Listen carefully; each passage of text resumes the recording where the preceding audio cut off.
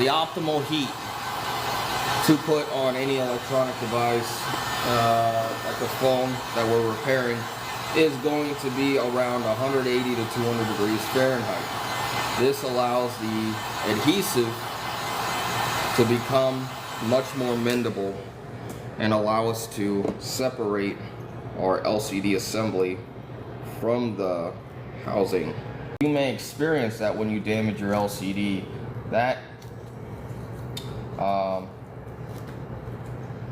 typically happens when you damage the bottom of the LCDs. And this is to demonstrate how these devices become damaged and how they respond to the damage.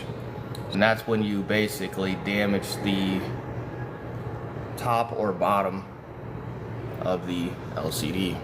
So when you have black marks like this in the LCD, those are usually cracks that damage the center point of the LCD, and then these lines are typically damage that happens either to the top or the bottom of the LCD.